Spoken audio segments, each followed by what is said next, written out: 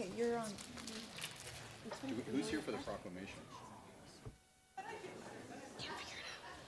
We know who's here.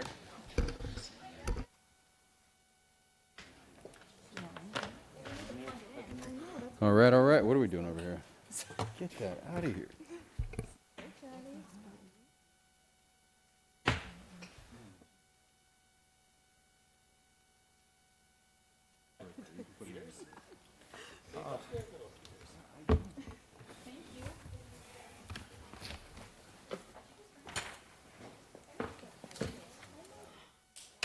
All right, let's get this party started.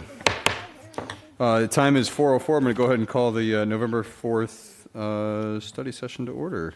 Madam Clerk, roll call, please. All council members present. Okay, do we have somebody here from the National Nurse Practitioner Week? Yes, please, come on up. Yeah, thank you. What was your name? My name is Carol Cunningham. I'm the Carol. California State Liaison for American Association of Nurse Practitioners. Fantastic. Thank you, Carol. I'll go ahead and read the proclamation, then I'll give you a moment to say a word or two, and then we'll take a photo together. So you can stand there. Okay, whereas nurse practitioners, NPs, have served a critical role as trusted healthcare providers for decades, they work to expand healthcare access in communities across our state, promote health equity and care, and improve health outcomes for all. Patients depend on more than 385,000 licensed nurse practitioners here in the United States to diagnose, manage, and treat their chronic and acute healthcare conditions. They provide high-quality primary, acute, and specialty healthcare services while emphasizing health promotion, disease prevention, healthcare education, and counseling, partnering with patients to improve their health. The confidence that patients have in nurse practitioners' delivered healthcare is evident by the more than 1 billion visits made annually to NPs across our country. It's incredible. More than half the nation, including 27 states, the District of Columbia, Guam, and Northern Mariana Islands, have adopted full practice authority legislation offering patients full and direct access to the outstanding care provided by NPs. Leading governmental and policy entities, including the National Academy of Medicine, National Council of State Boards of Nursing, National Governors Association, and Federal Trade Commission, have taken notice of the benefits of providing patients full and direct access to NPs delivered care. NPs serve as a provider of choice for many California residents and play a pivotal role in the health and welfare of our communities. I could not agree more. Now, therefore, I, Joe Stapleton, Mayor of the City of Newport Beach, on behalf of the entire City Council, do hereby proclaim National Nurse Practitioner Week in Newport Beach from November 9th through the 15th in recognition of the countless contributions nurse practitioners have made over the past half century and will continue to make on behalf of the health and well-being of citizens in our state. Congratulations, Carolyn.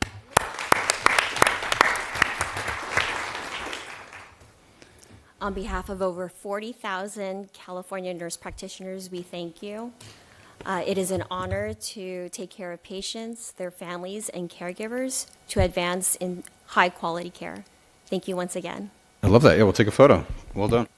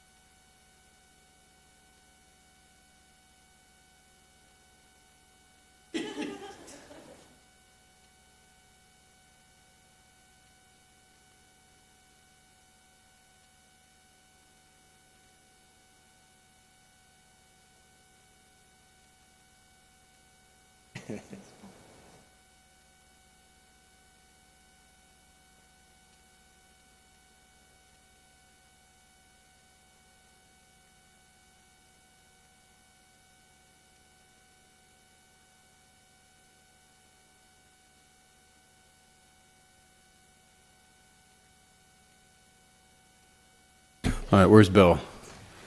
Where's our historian laureate? Come on up, Bill. All right, so for my favorite time of every council meeting, for those of you who have not been to a council meeting, welcome. If you have, congratulations and continued success for our historian laureate. So Bill Abdel, former editor of the Daily Pilot He's got a very successful podcast and social media with millions of hits. And he's got a big thing coming out tomorrow, the Dive Bar of Newport Beach, the best dive bar in the city. He got tons of hits on that, and it's been a fun project to be a part of. Tonight, it's all about Newport history hidden in plain sight. So with that, Mr. Historian Laureate, the floor is yours. I lost 2/7 of my audience. We'll go anyway. This is one of my favorite presentations of the year because it shows how much history is in Newport Beach that people just don't know about. They pass by probably every day, and so we're going to highlight some of those. In this photo, which was taken because of the beach erosion in West Newport, that's a oceanfront house right there at the beginning, at the foreground. But right here, that was a gigantic saltwater pool that was built by developers of West Newport to attract residents there. It was 2 football fields long, 150 yards wide, and there's just not a lot of, you can see it here from an aerial how big that is, a couple of blocks long. It was a disaster. The filter didn't work. It was filled with jellyfish and mosquitoes and everything else. So what is that now? It is, oh, hang on. This is a ground level to see the pool there. It closed in 1940 by the city, who had enough after 30 years or so, and now it's the 38th Street Park. Second one, this is the guy by the name of Antar Duraga. He was a weatherman, one of the first in Orange County. He built this little weather station at the top of Lookout Point. And he was also a lifeguard from England via Russia. He's a really interesting guy. But he would spot rescues from this weather station, especially at the harbor mouth when boats would capsize. This is 1919. And so he kept a dory down in Pirates Cove, and he made those rescues, and he started the Newport Beach Lifeguard Department. And if you look over the edge of Lookout Point, you'll see the remnants of his weather station there. I'm not sure why the city didn't bulldoze that, but let's leave it there for now. Seems like we put a historical monument on top of it now. Listen, it's proposals coming. So this is Newport Beach's first jetty. It was made to stop waves going into the harbor mouth. It was a complete disaster. It generated bigger waves. The city engineer that was on the take for this got fired immediately as soon as the waves showed up. And as you walk out today, you can see that jetty. So here it is in 1926 or so, and there it is today. And then they extended that jetty to make the harbor safe. Next, right in back of Sharky's by the Newport Pier is this building. It was the first jail for the city. It's now a apartment or duplex, I guess. It was built around 1923. It's on Court Street, which I assume there was a court there too. And this is also a police station. Before this, the jail was in the original City Hall. It was just 2 cages. They stuck people in cages before this building.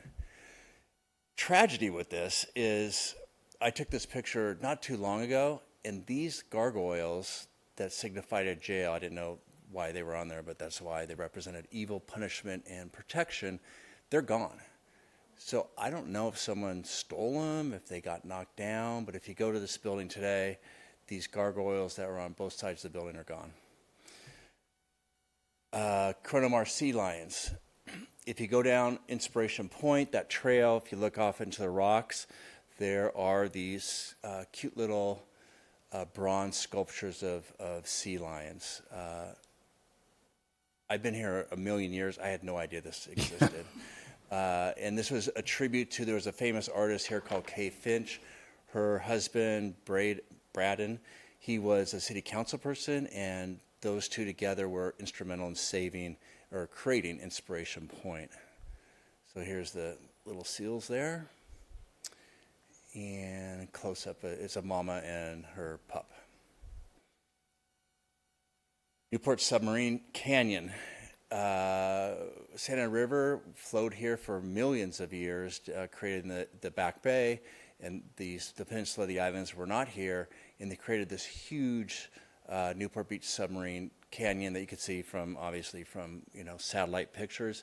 This is why the Newport Pier, when Newport Landing was deemed too dangerous because of the harbor entrance, they went here because this is deep water for the big cargo ships that came in at the Newport Wharf, McFadden Wharf. Newport Beach's, modern Newport Beach's original freshwater spring. This is Cherry Lake, the only lake in Newport. And this was obviously smaller as that little spring, but this is in 1870 when they're looking for fresh water to make the Newport Landing, which was where Lower Castaways is. They had to find a fresh water source. So this was the source where they got their water from. And that's called Cherry Lake now? Cherry Lake, yeah. Private lake, hard to see. I mean, you can see it's right off of Irvine Avenue. Irvine Avenue, yeah. So then we have the red car trolley tracks. This is Seashore. The road didn't exist. It was just tracks.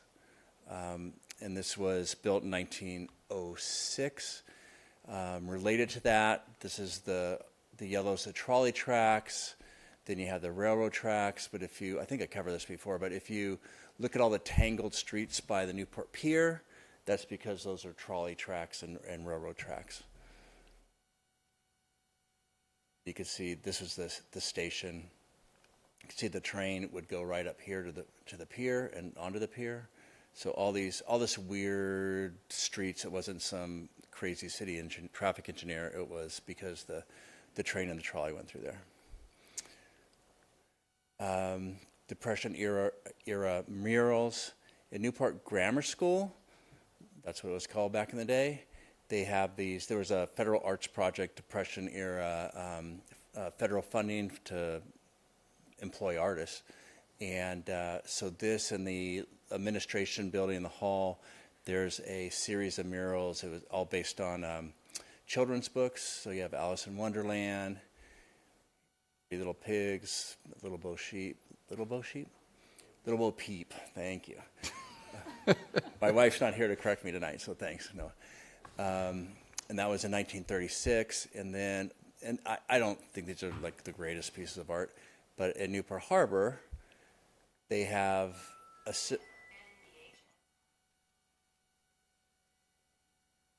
similar artist came up. It was a husband and wife team, and this was used to be on the outside wall of a Newport Harbor building.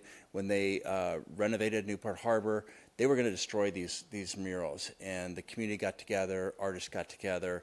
They somehow cut them out of the wall, and now they're inside in the administration building. Balboa Island's original bridge. This is it. W.S. Collins, developer of Balboa Island, promised a giant, concrete, beautiful, like Tower London type bridge for Balboa Island. As usual, this is kind of what he delivered, this rickety little thing. It was so rickety, cars couldn't go over it. The original bridge, he said it was going to be so expansive that you could put a trolley across it, and that was his pledge to the residents there.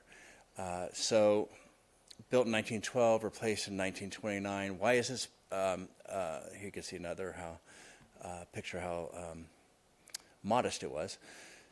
This is hidden history because if you go to Wilma's patio, they reclaimed that wood from the bridge and from the McFadden Wharf, which is being torn down. And you can see now throughout Wilma's patio building, that's the old wood. So reclaimed wood, early recyclers. Oh, that's it. That's great. All right. A lot of good trivia there, Bill. Well done. So we've been doing this all year, so it's been all about Celebrate Newport, the history, the people, the projects of our great city. I only have 2 meetings left. So the next meeting is going to be the history of the Newport Beach Christmas Boat Parade, which will be fitting given that's coming up in December. And then on December 9th, Bill's going to come back in support with myself and Stu News with Tom Johnson. We're going to go out to the community, pick a panel, and we're going to come up with a Mount Rushmore of Newport Beach. So that's going to be a great project. Top 4 residents of all time. Top 4 residents. And they have to be passed away, so you are not. No one's ego is going to get hurt who's living. Yeah. We're going to go after people who are no longer living and put the top 4 residents up for debate and finally seal the Mount Rushmore for Newport Beach. So well done, Bill. Thank you so much for your work. Good job. Great. All right, terrific. Let's move into our study session item, presentations on the results of the CDM Commercial Corridor Study. Who's going to lead the presentation on this? Liz. Liz? Okay, terrific.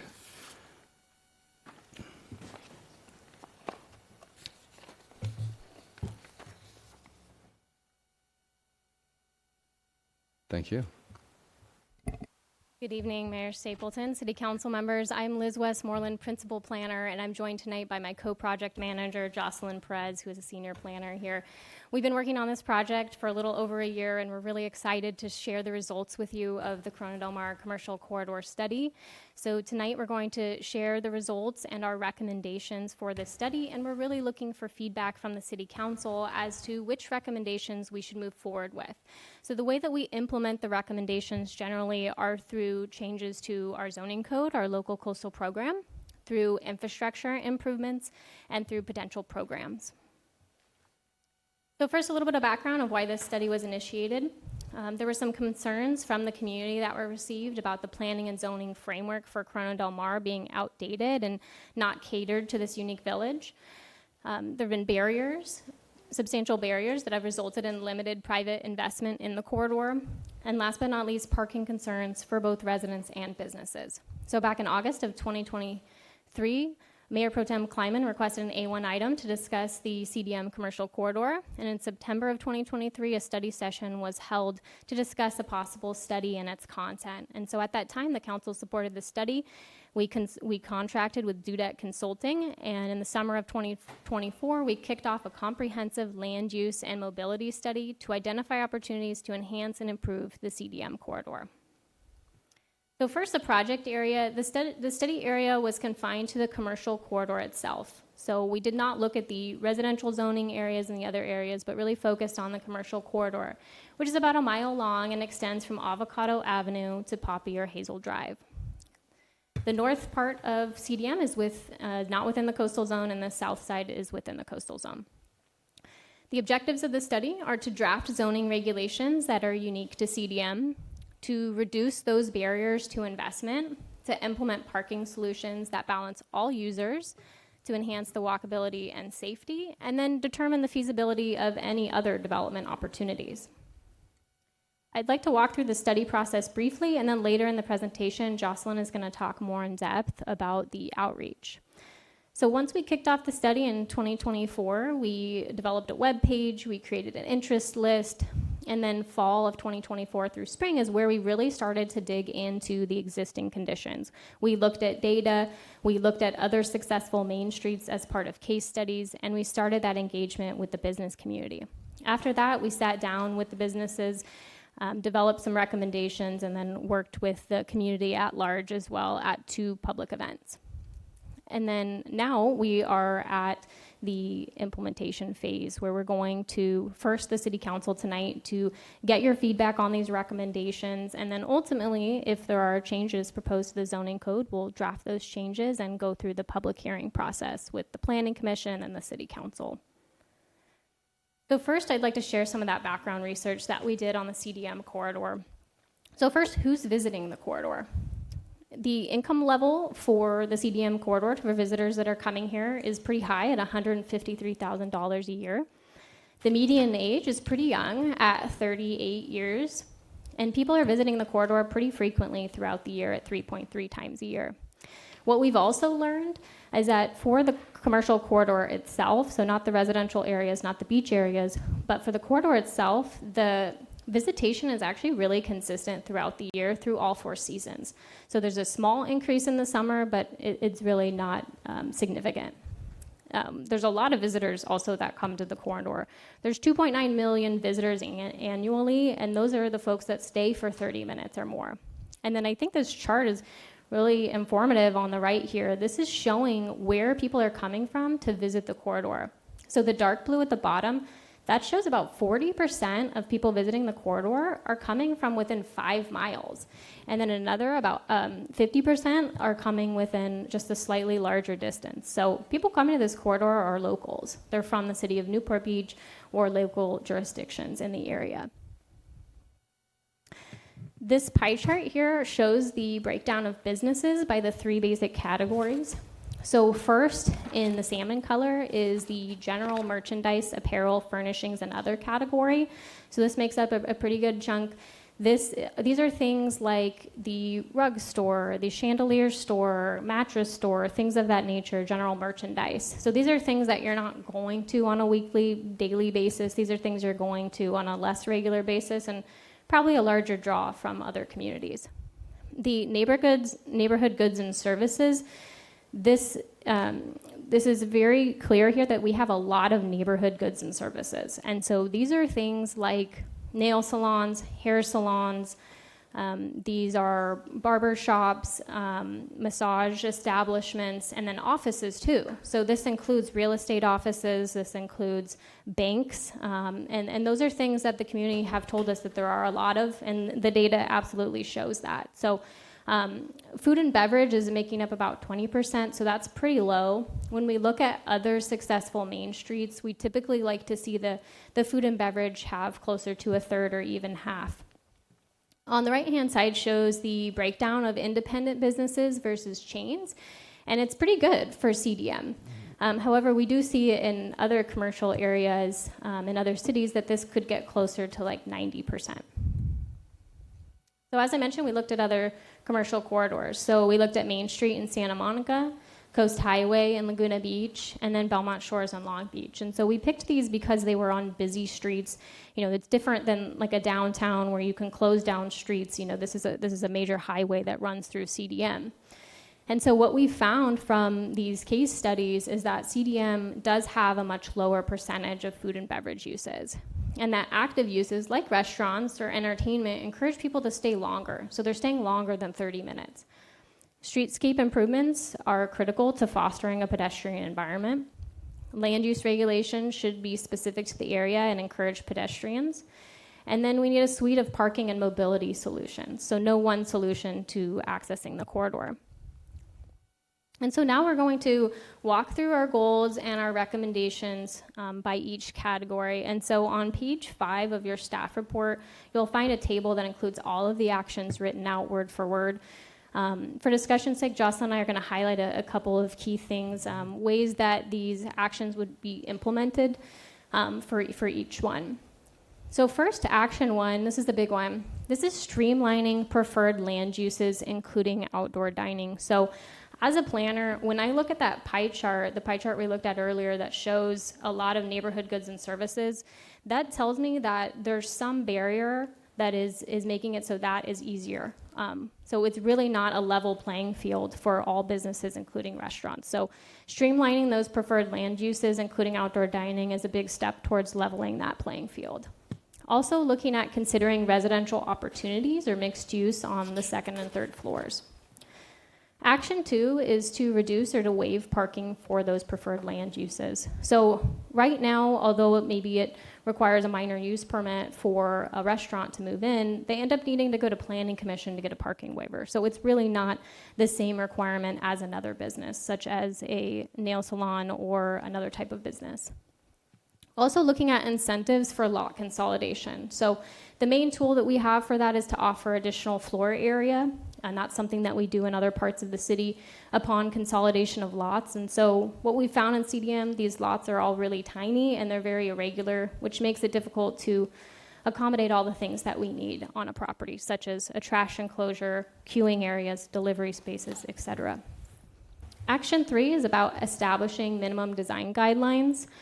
And so these are really to set a minimum standard for design. They're not setting a particular style. And so in this image here, you can see there's an office use. I think it's a travel agency. And although it's not maybe an active use per se, it has a wonderful design that's very pedestrian friendly. So that's a way that we can foster a pedestrian environment. And then action 4.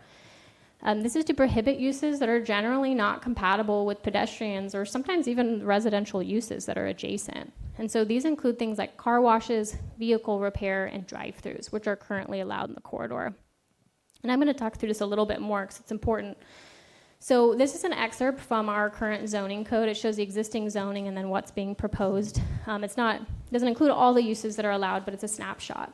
So on this first one, you can see that offices, including medical offices, are permitted by right. So not looking to make any changes there. Retail sales are a very important part of a successful corridor. Those would continue to be permitted as well. Those automobile-centric uses that I talked about, rental, washing, repair, drive-throughs, those are currently allowed in the corridor, and we'd be looking to make those prohibited or not permitted. There's a little star on this slide because the community has made it very clear to us that they value these existing services that they have. They value their tire shop. They don't want to see it go away. And so from a planning standpoint, we would look to draft a code that allows those businesses to stay. Animal services, the community has expressed how much they love their pets, and so changing this land use from a conditional use permit to a minor use permit. However, with animal boarding, which can tend to need a larger space, can be a little bit more intense and maybe come with additional nuisances, looking to change this to not be permitted. Personal services, as you see here, again, the barber shop, and then also fitness facilities. These are things the community say that they value. You know, they may go on a weekly basis. They want to keep those, so no changes to those uses. On this slide are some uses that we generally would want to promote. So wine tasting rooms, for example, is not currently allowed, so requiring a minor use permit for that. Bars, lounges, and nightclubs, these are more intense, and so keeping that at the conditional use permit we thought was appropriate.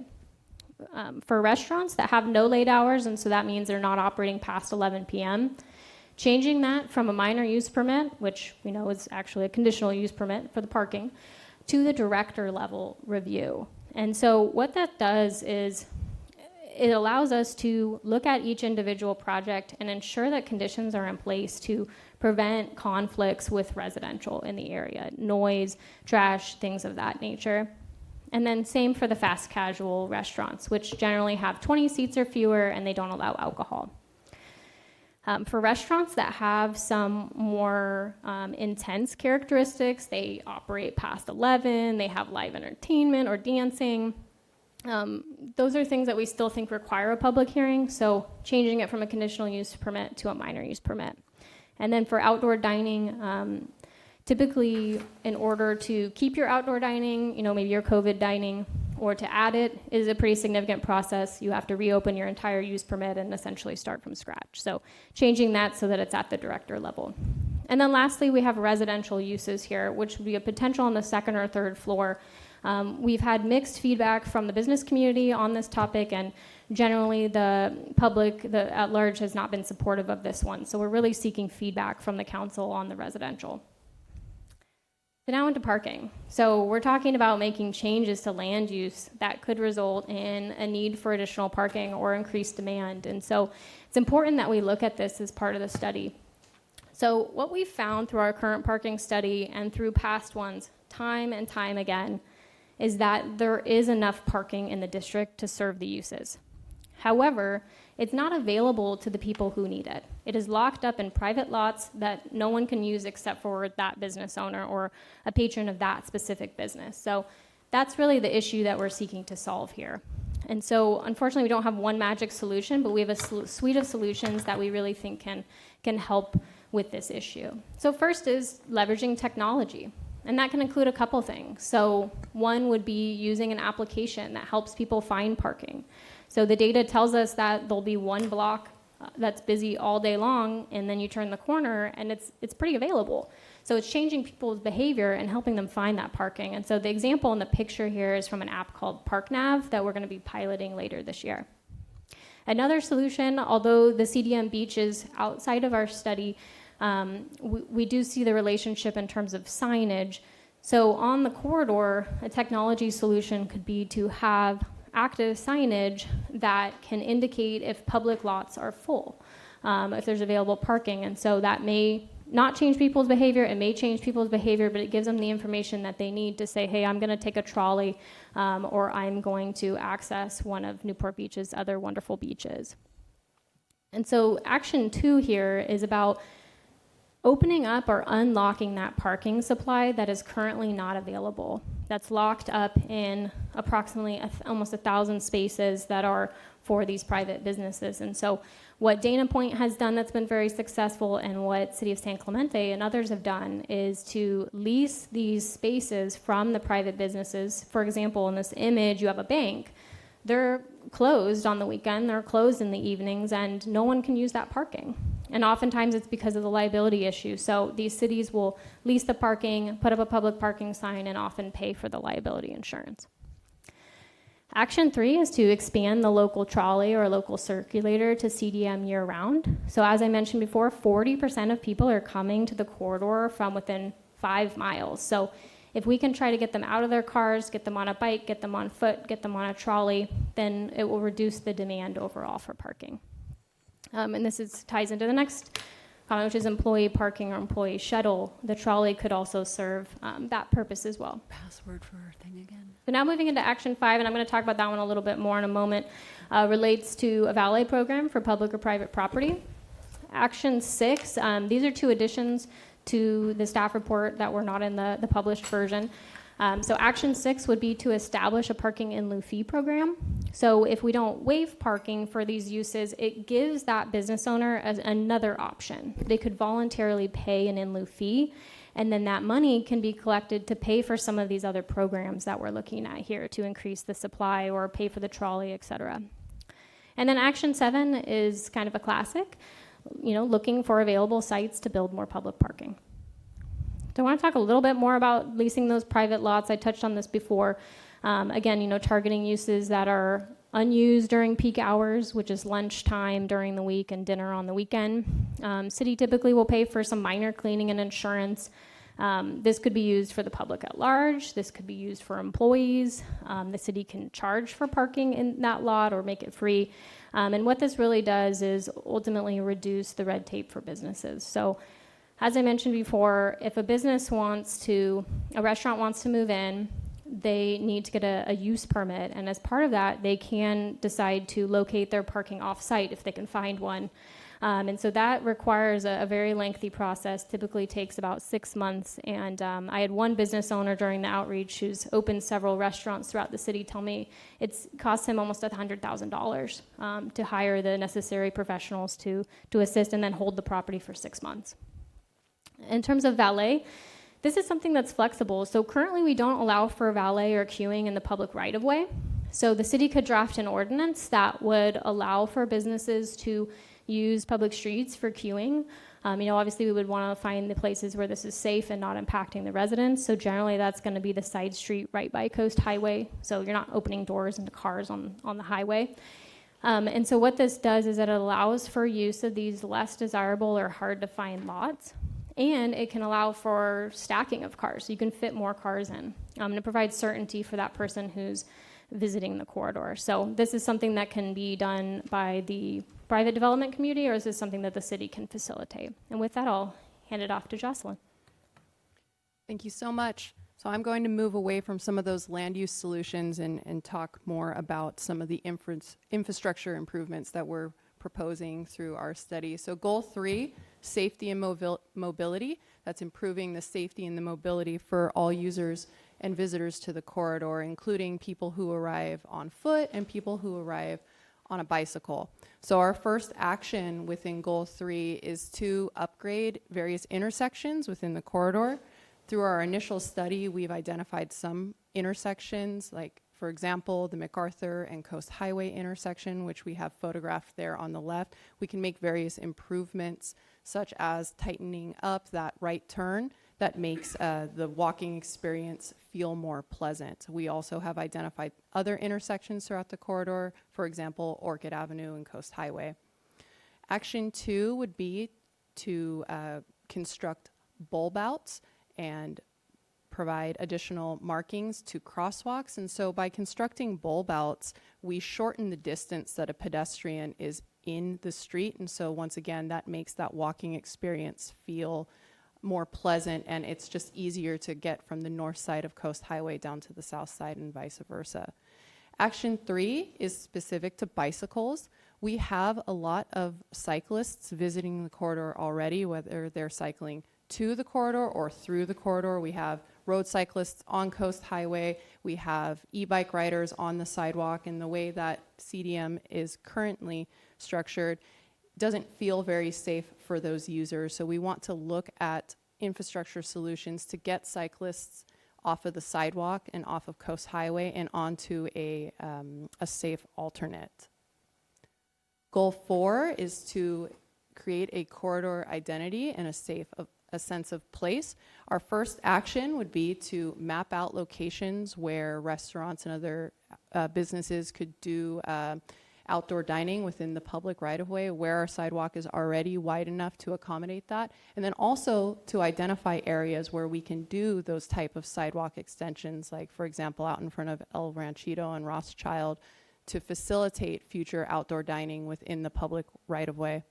And then for action 2, we have the installation of wayfinding signage, and that's really to highlight how walkable this corridor is. So whether you're walking to the corridor or you arrive and you park once, you get out of your car and you see that, you know, it'll only take me about 10 minutes to walk to the other end of the corridor. I don't need to move my car again. That helps encourage longer stays within the corridor. So a little bit about our outreach and how these goals and actions came to be. We started with the business community about a year ago. We went door to door within the corridor and we asked businesses, you know, what's working well for you within the corridor and what would you like to see improved? After the holidays, we came back late February and met with the businesses again and kind of really workshopped that question of what's going well and what can we improve. We took that feedback and we used it along with all the studying to create the initial actions and recommendations. We had a preview of our goals and actions with the CDM Residents Association back in July. And then we met again with the business community in July to keep them appraised with the recommendations, how we updated them and how we changed them to make sure we were taking constant back and forth to make sure that we were moving these recommendations in the right direction in a way that resonated with the community. And when we had our first solid set of actions and goals to share with the community, we conducted an open house in August with both the community and the residents at large. We had over 70 attendees at that open house, and there's a photograph of the open house down on the right there, where we shared our initial recommendations and received feedback. And then once again, we came back to the community most recently in October to share, you know, did we hear you? Did we get it right? Did we update these recommendations in a way that address your concerns? So a little bit about the outreach and what we heard. So at each of these events, whether it was with the business community or the residents, we provided feedback sheets and we collected comments on our recommendations.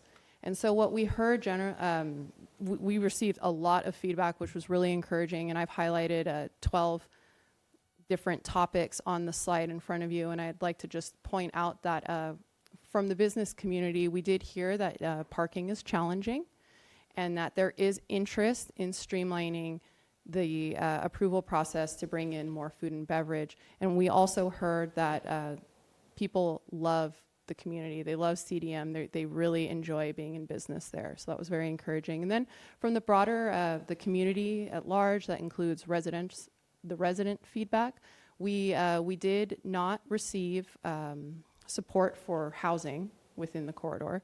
And we did hear a lot about the fear of losing the businesses that help CDM be a self-sustaining corridor. So residents want to be able to visit all the businesses that they need to live and thrive in CDM. They'd like them to be accessible to them. And then residents are concerned about any potential spillover from bringing in more visitors to the corridor and any impacts to parking. So all of the studying, all the feedback, what we've done with that, and we've put this into what we call the Corridor Atlas, and that is attached to your staff report. The Atlas memorializes all of the recommendations and the actions. An atlas is a roadmap, and it's a guide for how to implement these actions that we've shared with you this evening. And it also shows how to implement these over time through code amendments, new programs, and infrastructure improvements. So that brings us to one of our main questions this evening. Is we're seeking feedback and the council's thoughts on the different actions we've shared, starting on the left with the code amendments to change land use permissions to allow residential, to reduce parking rates for preferred uses, to offer incentives for lot consolidation, whether to adopt design guidelines or to implement valet within the public right-of-way. Then in programs, to establish private parking lot leases, signage and technology solutions, expansion of the trolley, the collection of in lieu parking fees, and public improvements, whether to improve intersections and crosswalks, to construct sidewalk extensions and bulb outs, to design bike infrastructure to and along Fifth Avenue, and to purchase property for parking purposes. That concludes our presentation. I can leave this slide up for discussion. Okay, terrific. Does council have any comments or want to go to public first and then come back? Okay. I'll go ahead and open up to the public now. Now's your time to come up and share your thoughts. How many people are planning on speaking? Mr. Walker? Okay. If you want to form a line here, and we got 2 microphones, you're more than welcome to come up on deck circle, and we'll just go back and forth. Keep this as efficient as possible. Thank you for coming to be heard. Mr. Walker. Mr. Stapleton, how are you? Very well. And other members of the council. As you know, my name is Jim Walker. I'm the owner of the Bungalow Restaurant, which is between Rothschild's and El Ranchito. It's just really coincidental and fortunately that we are discussing CDM corridor, in particular the safety of our residents and our visitors. As you know, we are at the corner of a very busy intersection, and about 8 years ago, in October, the 24th to be exact, we had an incident where a woman was coming down MacArthur, passed out because of a seizure, and hit the bungalow at about 80 miles an hour. I'm going to pass some pictures around if you weren't there, if you'll indulge me.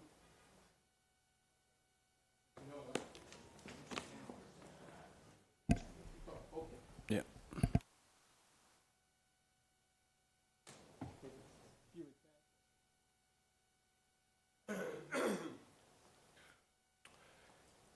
Anyway, I'll try and make this brief. But at that time, it was a woman that had seizures. She had dropped her kids off at school about 8:30 in the morning, and again was coming down MacArthur, had a seizure, passed out.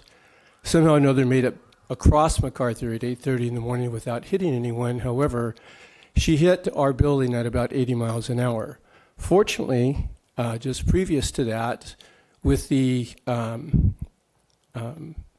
City Council's approval, we had created our outside dining and had created a retainer wall. I frankly complained at that point that the retainer wall wasn't high enough. As it turned out, the retainer wall did save the woman from going through our building. However, she did do some serious damage to herself, to the building, and did go beyond the retainer wall, as you will see in those pictures. There was a matter of about 15 seconds, and we would have had a fatality. And the reason I say that is because there was a woman walking with a headset on from El Ranchito to the bank, and 15 seconds after she passed the bungalow is when that particular car hit the retainer. So it's my recommendation, in light of about 2 weeks ago, we had another incident that you may be familiar with, where a similar incident happened where a car at about 1:30 in the morning, thankfully, was a drunk driver, also hit the retainer wall, and it launched his car from the street to the top of the awning at Golden Spoon. Golden Spoon is currently closed. It's been red tagged. The fortunate thing about this is so far, no one has been seriously injured except for the drivers.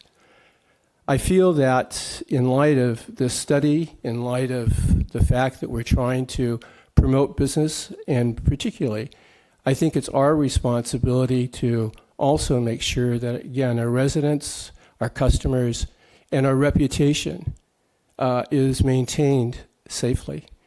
And so that retainer wall currently is about 15 inches high. It's not, in my opinion, adequate, and I think those pictures will prove that. So with your indulgence and hopefully with your cooperation, you will consider that. And I would highly suggest that you take a study, walk down there, meet with me. I'm available. But I don't think that Aaron Hart wants to get any busier by defending the city from what could be a serious lawsuit. Thank you. Thank you. Thank you. Next speaker, please.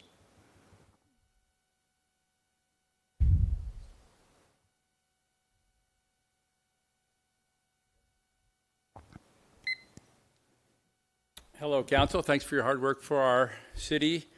My name is Jeff Brown. I've been here for 39 years. I've spoken to the Council one time and was complimenting the summer series of concerts and suggested we go from 4 to 6, and I believe the Council's recommendation is we went from 4 to 3. So I don't think I am very influential with the Council, but I'll try again. By the way, the summer concerts are great. I've been probably part of Liz and Jocelyn's think sessions, work sessions, 4 or 5 times. I want to compliment them for their hard work. This is a tough problem. I'll make 3 kind of quick points for your consideration. One is parking obviously is a really big issue. I mean, it's the elephant in the room. I have quite a few, I have residential in Cronomar. I have a lot of commercial. If you talk to the residential, the residential side is, oh man, these businesses, they're not parked right. It's legal non-conforming. They should have 4-to-1 parking for office. They should have 8-to-1 for residents. They take up all the spaces. Residents should have passes. Power to the people, power to the residents. If you talk to the businesses, they say, wait, all the residents rent out their garages. In fact, we know that because they rent them to us. So they don't use their garages. They rent them to the businesses, and then they park on the street. I think it's kind of 50-50. I think it's going to be hard to solve. In Cronomar, people don't like to pay to park, and they don't park underground. I mean, look at some of the structures. I've talked to Liz and Jocelyn. Go at peak times. They just don't do it. The way to, I believe, have a very creative solution to solve this is use the asphalt we have. Use not just the parking structures, but the asphalt we have more efficiently. Assuming the same ingress and egress and kind of density of, let's just say, the Sherman Gardens parking lot, and assuming kind of the rough price of buying a 30 by 118 in Cronomar within 2 or 3 blocks of the highway, both sides, is about $3.75 million. The roughly cost per asphalt parking place, not including handicap, is about $350,000. Be conservative, say it's $300,000. People are not going to be converting private spots where they can build out, $3,500 and sell it for $2,000 a square foot into parking places, and I don't think the city is going to be using eminent domain to do the same. What I think is a very good solution, I think you'll have people complaining on all sides, is like many other cities have done, is bite the bullet and use more asphalt. Probably that means converting the streets to one-way streets, use diagonal parking on both sides, and opposed to using 50% of the asphalt, when you think about it, our streets now have to accommodate 4 lanes of traffic. The left and right curbs plus each way. If you had 3 lanes, i.e. diagonal parking and down the middle, and multiply it by the 2 or 3 blocks from Avocado to Poppy, you literally would increase the amount of available parking that gets kind of, rough justice split between business and residents by 600 or 700 parking places. Yeah, people complain about it, but I think that's the a solution that San Francisco, Santa Monica, LA, a lot of big cities have used. It's been very successful. And I'll use my last couple of seconds to say the residential, kind of same thing. People complain about it. If you think about how Newport Beach is solving the residential problem, building big boxes in, Fashion Island, look at any dynamic, vibrant urban center that we want to become. Laguna Beach would be a great example. I think they've been very, very successful. I think they have a very good council. They now are incorporating a lot more residential in their downtown. They've slowed traffic down. If you look at Los Angeles, San Francisco, New York, they all have mixed residential with it. Live, work, play. It makes everyone much more valuable. So hopefully that'll have more influence than I had when I tried to convince the council to go from 4 to 6 summer concerts in the park. Thank you for your time. Thank you. Much appreciated. Next speaker, please.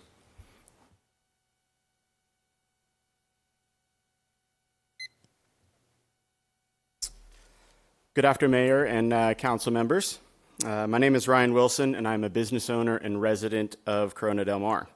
As some of you may know, my family has owned the Five Crowns restaurant in Corona Del Mar for 60 years, and I've been working at that restaurant since 2003. I'm here tonight as both a business owner and a resident who cares deeply about the future of CDM. But first, I want to thank the city for taking on this commercial corridor study. The work by Jocelyn and Liz in your departments has been tremendous, and I really appreciate your patient leadership of the process. The recommendations reflect exactly what many of us have been hoping for. Modern updates that make it easier for businesses to reinvest while preserving the character that makes CDM unique. By updating the rules to reflect how people actually live, shop, and dine, the city can give small business owners the flexibility they need to improve their properties and keep CDM thriving. As a resident, I appreciate this plan also addresses walkability, safety, and accessibility. Intersection improvements in pedestrian infrastructure will make the area safer and more enjoyable for everyone. And by adding shared parking, valet options, and extending local trolley, we can ease pressure on nearby neighborhoods. This is a smart, balanced plan that strengthens our local economy and enhances quality of life. It helps keep CDM vibrant, walkable, and distinctly ours. I strongly urge you to move it forward, and thank you for your time this evening. Thank you. Next speaker.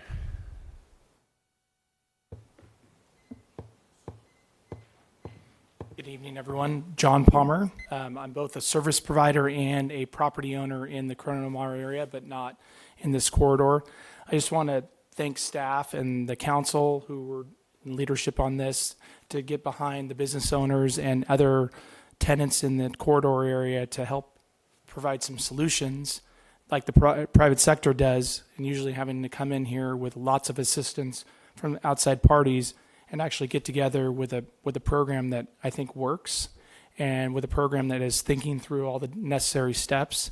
And I'm very impressed with what you've done here tonight, and thank you for taking leadership and making some improvements so we can move forward in a beautiful corridor that needs to be improved and needs to be looked at differently to reduce limitations in certain areas, but do it thoughtfully. And I think you guys have achieved that, so thank you. And I hope you approve this tonight. Thank you. Thank you. Next speaker. That's it. Okay. Seeing no other public comments, I'll bring it back here. Councilman Blum. Wonderful. Well, Corona Del Mar.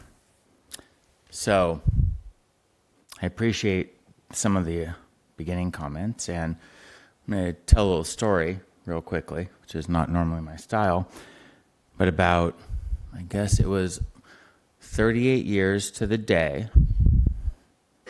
before we had done a lot in Corona Del Mar. I was wearing only a bathrobe. It was my birthday, and I was not feeling my best. And my mom decided we needed to go to Golden Spoon and grab some yogurt. I pleaded no, I didn't want to go. But I got in the car wearing just my bathrobe, and we parked on PCH back then in front of Golden Spoon. We got rear-ended while she was in getting yogurt by a semi. So I got out of the car and sat in Golden Spoon wearing just a bathrobe on my birthday. And from that point forward, improving that district has been one of my #1 goals. You do not ever want to sit in your birthday wearing nothing but a bathrobe in Golden Spoon, where every police officer takes your statement, asks your birthday, you tell them, and they go, "Oh, happy birthday." Since that time, my family has had businesses in Corona Del Mar since we moved here in 1979. The original photography studio we had was on Iris. Then we went over in between Poinsett and Poppy. My father was one of the original members of the improvement district there to make sure we had trees on the sidewalks, widening those, putting the medians in, getting those turn lanes, slowing traffic down throughout that. I was the one that ended the business improvement district in Corona Del Mar. All of this I only tell you because that corridor has a deep and immense love for every part of our family and who we are. When I look at what staff has put forward, this feels like it is the best step. You know, the world itself is going through a very interesting time. We're watching main streets die everywhere across America. When I go through Corona Del Mar now, I actually don't always have a reason to go there. And that's kind of a problem. We want reasons to go places. And there's always going to be a laundry list of issues for why not.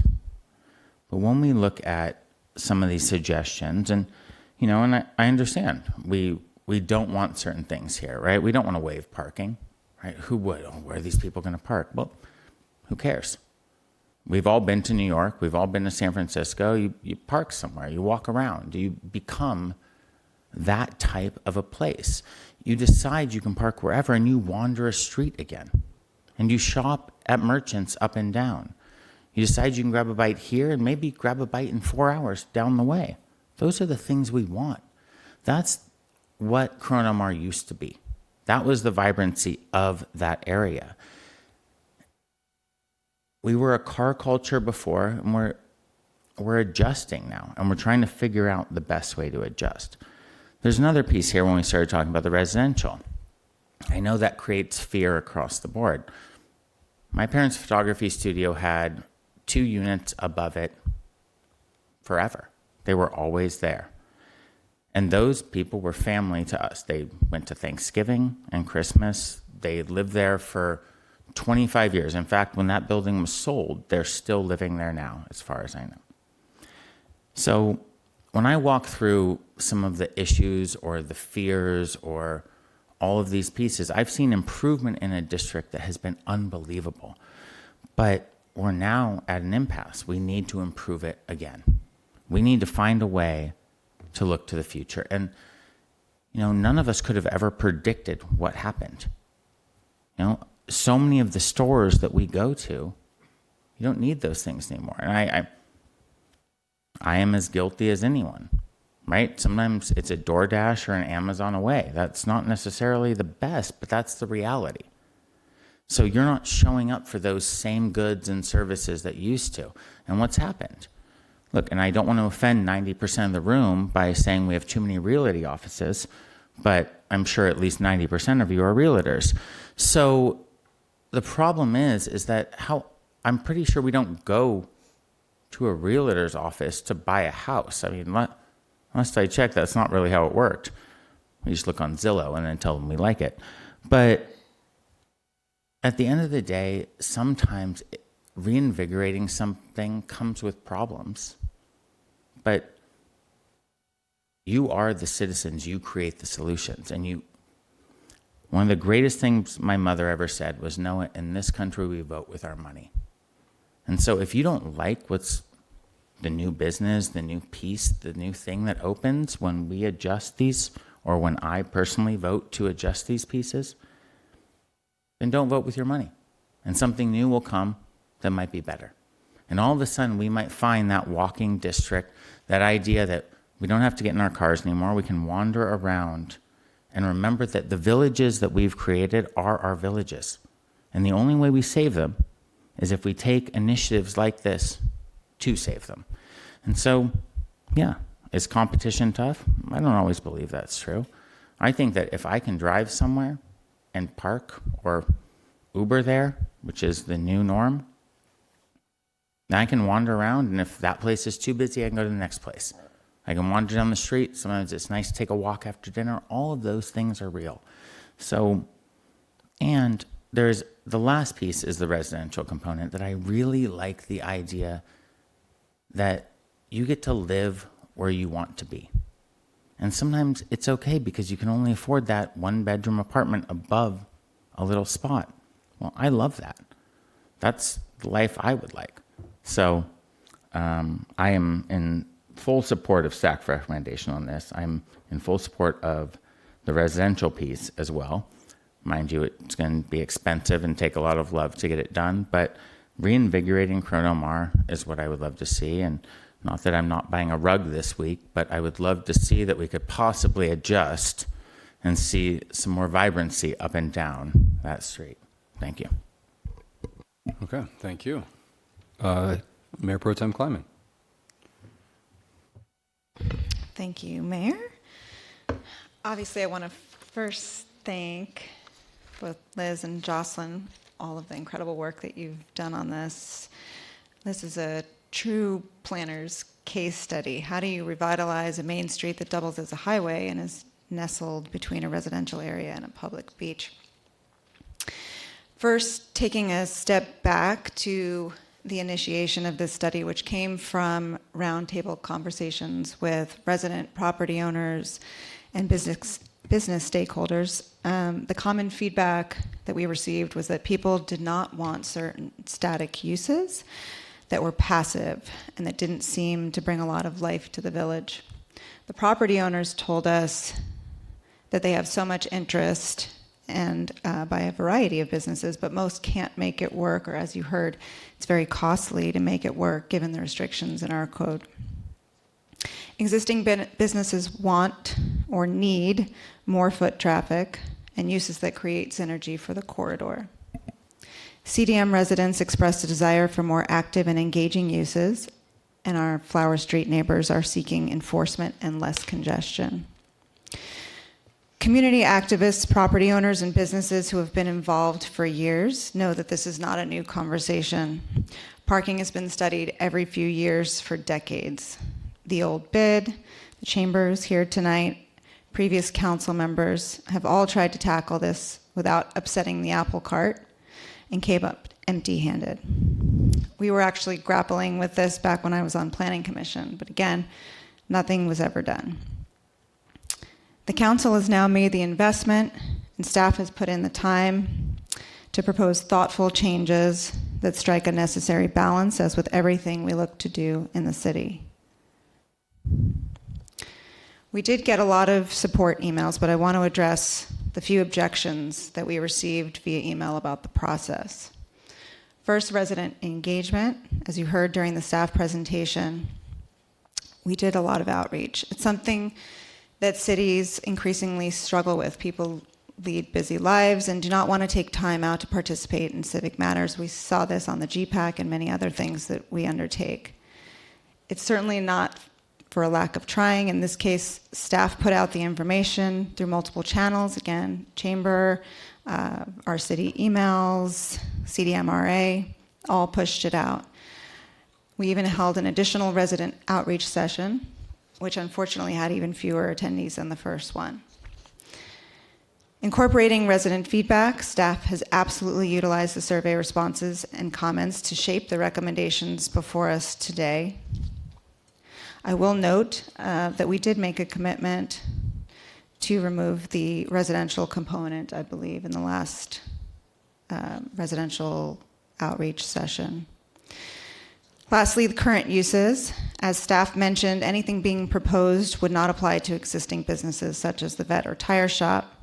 But looking forward, I do believe some changes are necessary to avoid a dead or defunct downtown village. I don't think anybody wants empty storefronts or low-end, high-turnover businesses. It's important to acknowledge that we can't implement changes without a plan to address all the concerns expressed. Let me start by acknowledging what has been done in the last year, because it's not insignificant. First, we expanded the safety enhancement zone to CDM. We tested a pilot program this summer that dedicated 2 officers to the CDM main beach area. See our Ocean Boulevard folks in the back there.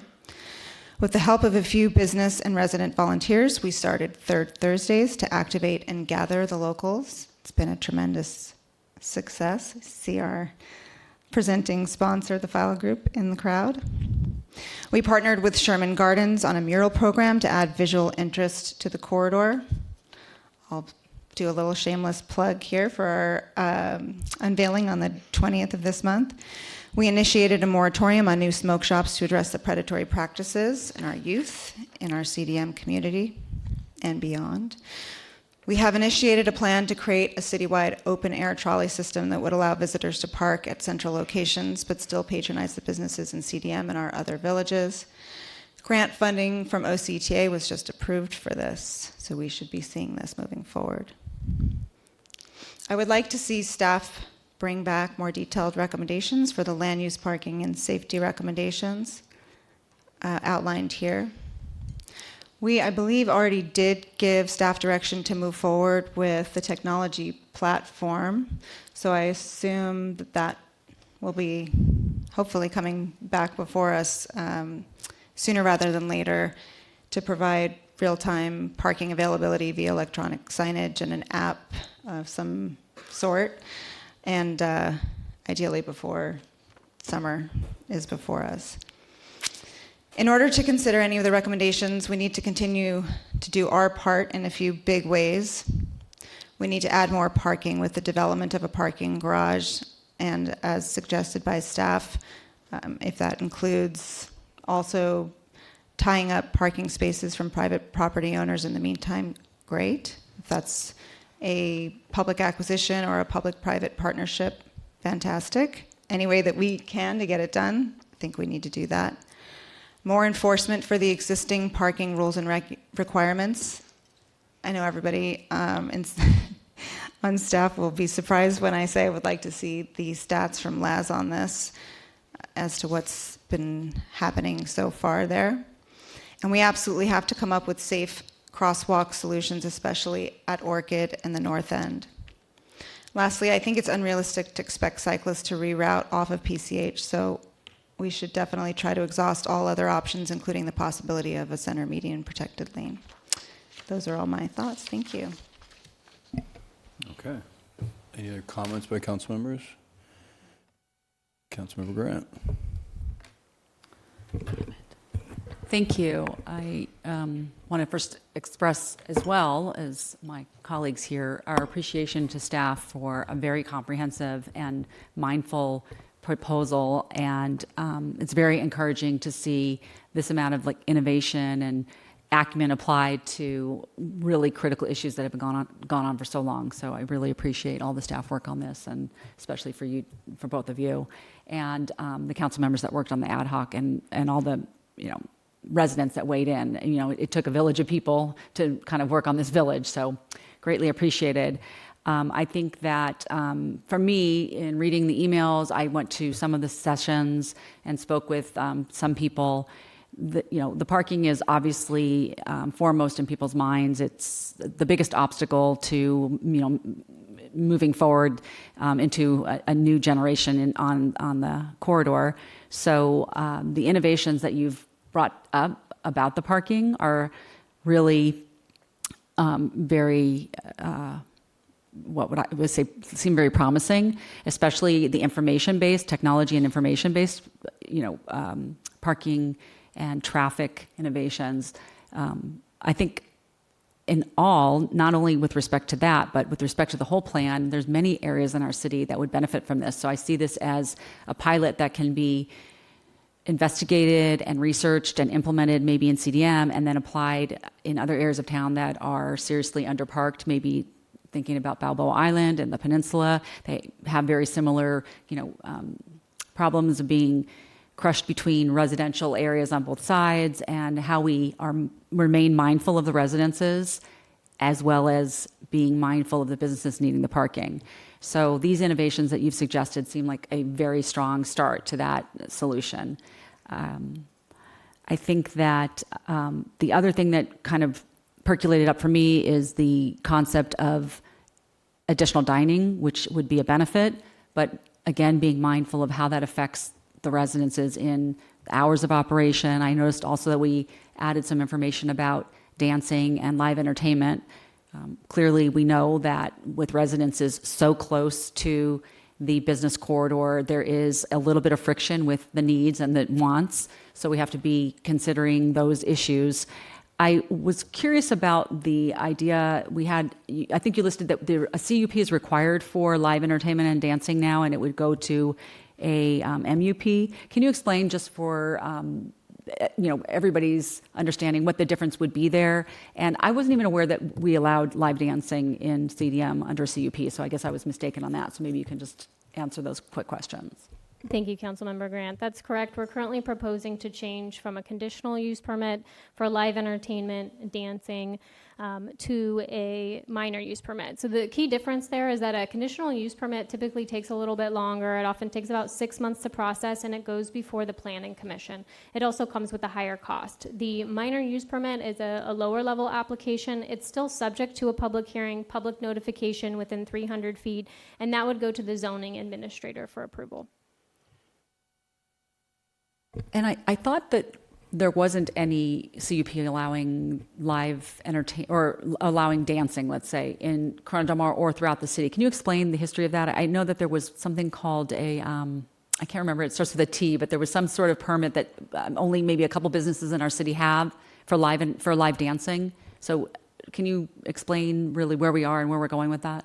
Yeah, so currently throughout the city, we do allow for dancing of patrons. So not from an entertainment necessary standpoint, but from the actual patrons dancing. And so that's something that is reviewed by the police department, and they take a close look at that to ensure that it would be acceptable.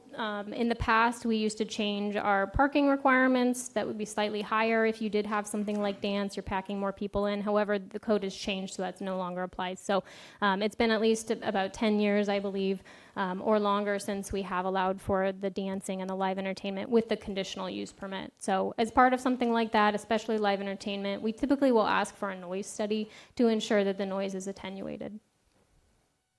And would that continue with the MUP or just with the CUP? That's correct. All the requirements would still apply for a minor use permit. It would just be heard by the zoning administrator instead of the planning commission. And the zoning administrator would be appealable or not? That's correct. So the director level approvals that we're suggesting would also be appealable. So any of those approvals would be appealable up to the city council level. And did I hear you correctly that a CUP would be required after 11 p.m.? That's correct. I believe in this case we are suggesting that it would go to a minor use permit for late hours, dancing, or live entertainment. The three things that we see as more intense than a typical restaurant that just has alcohol and operates until 11 p.m. Okay, I'm glad to have those clarifications. And again, I appreciate all the work, and I'm very encouraged by all of this innovation and really great thinking and finding solutions. Okay, Councilmember Weber. Thank you. I want to express my full support for staff's recommendations and honestly commend you guys on that thoughtful and well done presentation. I used to live on Orchid for probably my entire high school career. I attribute my parallel parking skills to living in the flower streets. I don't need my backup camera.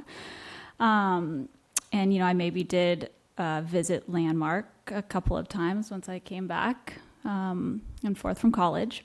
But I have to admit, up until Third Thursdays earlier this year, I really didn't visit CDM. When I would bring my kids down there the past few months, it was so fun being able to walk up and down the corridor.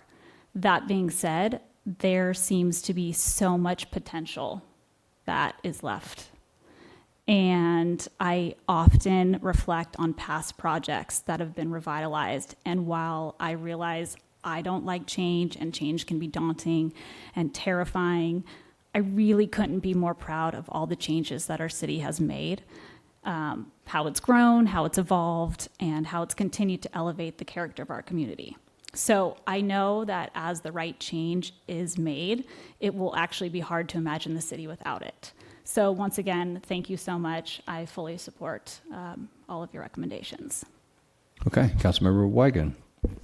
Yes, I would echo Councilmember Weber's comments and appreciate Mayor Pro Tem Kleiman's request on this with staff. It's hard work. I think it's important to see what a lot of this can be moving forward. I'll be honest, this is pretty much out of my wheelhouse. I really don't have a magic solution to any of this. I would love to wave a wand and fix everything here. So I understand it'll be a daunting task to come back to us with recommendations, and there might be some negative feedback. There might be a lot of positive feedback. So I think all of these items here mentioned, I would support. And Councilmember Blom had mentioned residential. I think I would support looking into that as well. I think this work, live, play environment would be feasible down there. I don't know how to park that. I don't know how that would all work, but I would like to see some concepts if that's something we can put together. And I'm just pulling up the map here of the aerial kind of view of that. Have we approached the school district about any of the parking at Harborview? To see if nighttime and evening parking would be available with, express signage for tow-away zones, if people could park there but not overnighting, especially if it's a school night the next night. Obviously, it would get complicated, but we do have tow vendors that would remove those cars in time. So, that's a significant lot that I'm looking at just on an aerial view, and not sure if the school district has been approached by that. And then we also have the CYC and Grant Howell Park or the field turf there that we could encourage parking. But Councilmember Kleiman's comments about a parking structure, while expensive, maybe be beneficial, but maybe there's that trolley we could improve and have people park here at City Hall and circulate individuals too. I don't know if Lyft does or Uber does any voucher programs. Might be something to encourage folks to maybe utilize and get a discount, say, on their dining bill. And I'm not sure if that would be, that's government forcing the hand of business, which I don't always encourage, but maybe that's something we can offer somehow. I don't know if we want to further pursue any ideas with that, utilizing technology that exists and promote business through that. But that's, I'm just trying to figure out and brainstorm some ideas. Again, out of my wheelhouse. I do my best to try to cut through side streets to avoid driving on this corridor, but it can get impactful. So I want to just be courteous of the residents that do live around there. And I thought the commenter's comments related to diagonal parking. I know that one-way streets, I know that this has been something that staff has, looked at many times, and it's definitely a challenge. But, continuously thinking of ideas doesn't have to necessarily be this for the quarter, but as we come to improvements here, we have to look to how that's going to affect residential that lives there. And I think being mindful of that, it's a definite balance, as Councilmember or Mayor Pro Tem Kleiman had said, is, you don't find a main street with a major thoroughfare that's connected to residential and everything that encompasses it. So it's complicated, and I appreciate those that wrote in. We saw kind of an onslaught of emails this afternoon encouraging the support of this, whereas I saw a few and a handful, not a ton of comments, saying that this was the wrong direction. So, hopefully when we come back and this is baked a little bit more, we have the ability to kind of see how it will be fine-tuned, and instead of this abstract approach, we'll see specifics. So appreciate everyone's hard work on this. Okay. Councilmember Bartow. I don't have a ton to add other than to a couple things to compliment staff on the very thorough community outreach process going through. It's not my area, and it's a lot of it happened prior to me being on council. So being able to go through the documentation and see the number of meetings and the actions that were done for outreach was impressive, along with all the charts and diagrams and surveys. So I appreciate all that hard work. One thing I've always heard that people love about Corona Del Mar is its sort of European village feel. And speaking to an item that's coming later on the agenda, it was encouraging to see item 13, designing bike infrastructure, because I think particularly, e-bikes have their negatives, but I think particularly with e-bikes and all those hilly areas, that corridor becomes a place where more people would be happy to spend the day because they're able to get around. They're not navigating those hills. And it really contributes to more of that all-day European feel, which I've always admired growing up in this area. So thank you for your hard work, and it's encouraging to see the work you're doing for parking and biking safety. Okay, I'll just add, kudos to staff, kudos to Mayor Pro Tem Kleiman. I lived in the village for a couple years on Poinsettia, so this is a balance between quality of life for residents, visitors, business owners, and everything. And I'm happy to see support from the different community members, CDMRA, the Chamber of Commerce, and the business owners that are here. And I kudos for trying to put something together and getting this down the path to hopefully some kind of success. I got to be honest, when you guys complain about parking, it falls on a deaf ear. Come to District 1. There's some real parking problems. I always find parking in Corona Del Mar, so that's kind of in jest, obviously. We have some real issues in parking on the peninsula, but I do think we can do something and the community can get behind and support whatever we can from a council level to help give business owners and residents that happy balance between quality of life and servicing, so we can provide the parking that we need, but also be open to understanding that people are hopefully living in an area where they can bike, walk, and enjoy the live, work, and play environment that CDM has to offer. So with that said, I'd be supportive of staff recommendations as well and the work that you guys have put into this. So it sounds like it's unanimous. I don't know if we need any further direction. Any other comments on council, but it sounds like we've got a path to victory and everyone's marching in the same direction. So let's return Corona Del Mar to what it was one day, and something we can continue to be proud of. So well done. Okay, thank you. Okay, now we'll go ahead and start the regular meeting. Is Reverend Dr. George Akuzi here? Okay, seeing not, I'm going to go ask Councilmember Grant. You want to lead us in the invocation? Okay, please do. Thank you. Good evening. As we begin this meeting, let us take a moment to pause and reflect. We come together as members of one community, people with varied perspective and experience, united by our shared commitment to the well-being of this city. May our discussions tonight be guided by respect, integrity, and fairness. May we listen with open minds and seek solutions that reflect the best interests of our constituents. Let our decisions strengthen the trust placed in us and work toward a common goal to make thoughtful, balanced decisions that strengthen our city and improve the quality of life for all. Thank you. Terrific. Well, you're not in robe tonight, Mr. Councilman, but would you like to lead us on your birthday in the Pledge of Allegiance? Allegiance to the flag of the United States of America and to the republic for which it stands, one nation, under God, indivisible, with liberty and justice for all.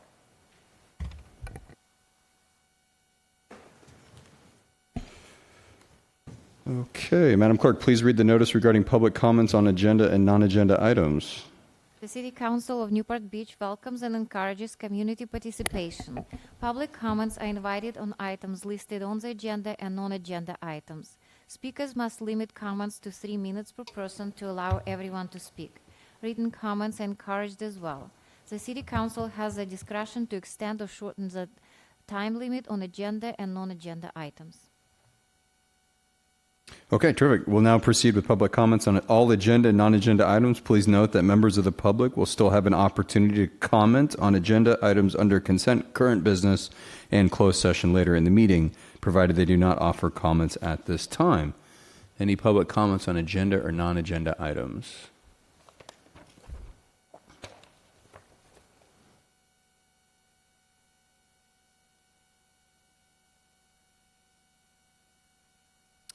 Good evening, Mr. Mayor and council members and esteemed city officials. My name is James Owen.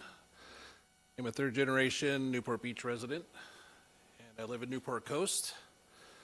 And 3 years ago, I retired from the Long Beach Fire Department. I've continued my mission to be a public servant, and I bring forward to you what I do, which is victim assistance services through Board Up. And we provide a service through police, fire, and city governments throughout the United States. And what I would like to do, what I propose to do over the next coming weeks, so I don't take too much of your time this evening, doesn't go too long, is to provide information of how we can become the gold standard for victim assistance for our Newport Beach families in their worst time. So if they experience loss, fire, flood, or disaster, my company employs me to be here and to be a resource for you and Newport Beach families. where in fact we do the victim assistance service and house them and get critical needs taken care of for the first 24 to 4 days, 24 hours to 4 days of their loss. I definitely invested into this city. I've got a teenager up there at Newport Harbor High School. He's looking to go to Ivy League, and he's just a wonderful young man. He's a product of this city, and that's one of the things why I want to bring my experience forward to the city council. Also, with 30 years of firefighting experience, we all can pitch in and do a great job for our Newport Beach families. So I appreciate your time this evening. Thank you. Okay, thank you. Any other public comments on agenda or non-agenda items? Okay, seeing none. Now's the time for council announcements. Oh, okay.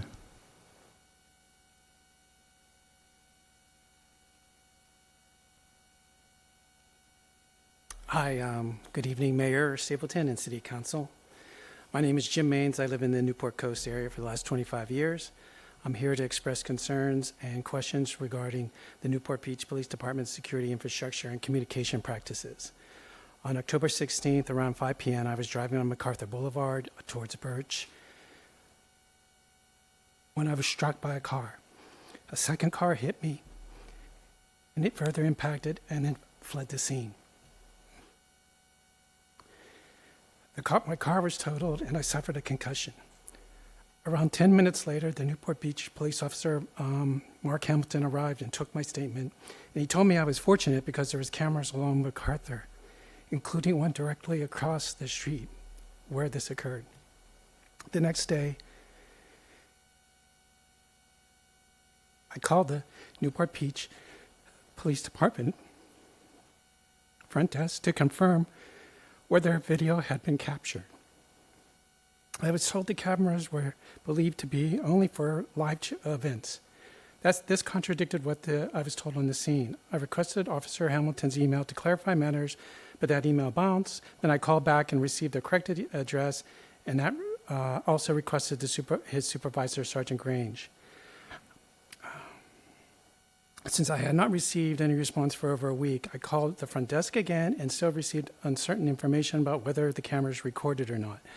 So I went to the police department office in person to see if I can get a definitive answer. The front desk rep also wasn't sure if on the recording policy, and I was told no one was there who could answer my question.